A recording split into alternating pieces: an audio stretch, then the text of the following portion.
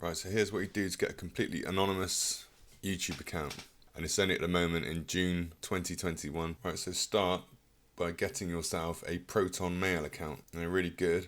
They're based in Europe somewhere, or Switzerland or Sweden or something like that. And they do not share information with anyone, and it's an encrypted email service. But they refuse to share information even with Google or authorities, anyone.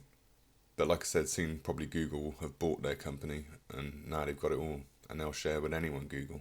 Then get yourself a VPN. I use Windscribe at the moment, and there might be techie people out there saying it's not actually a VPN, but it looks legit. You get 10 gigs free a month.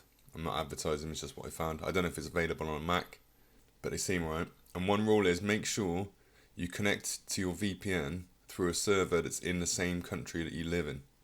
Now, I made a mistake. I set it up with the UK, but accidentally put it on Norway, and then I got an email message from Google saying there was unusual activity on my account, and I had to verify again through other means, through a phone. But there's a way around that as well. I'll show you this in this video. So make sure on whatever VPN you use, you're connecting to the same country that you live in. So anyway, make sure your VPN's turned on then now. I use Windscribe. You've got your Proton Mail email account. Now go to create a Gmail account. Now, I found out by law you can use aliases on a Google account. And it's not really an official thing. People can use any name they want, really. But you're allowed to use an alias. I read the Google terms and conditions. It looks like they want your first name and your last name. But you can have a first name and a last name that is an alias. Say if you've got a YouTube name or something like that. So I had a thing I was doing called Random Guy. So I could use Random Guy. Now, like I said, when I did this, you can verify using email. They sometimes come back to you and ask for the phone number, but I think they wouldn't have.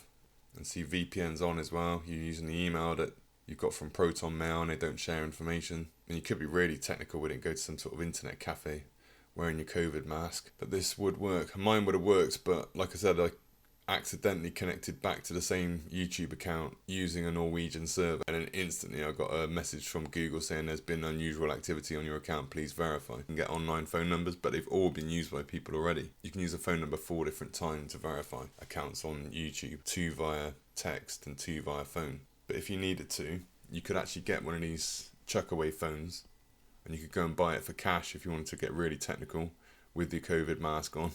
So buy a throwaway phone for cash. Even GoDaddy and that, you can get phone numbers, but then you've paid for it through a card or through a bank or through PayPal. I'd like to see if you could verify it with a chuck-away phone. I don't see why you couldn't. And you make sure the only time you ever connect to the YouTube account, you're using your VPN. So there you go. And you'd have a completely anonymous Gmail account because Google own YouTube. So that's how you do it. That's just how you do it at the moment. It's going to change. It always changes. Okay, thanks for watching. Subscribe, please. And hit a like. Thanks a lot.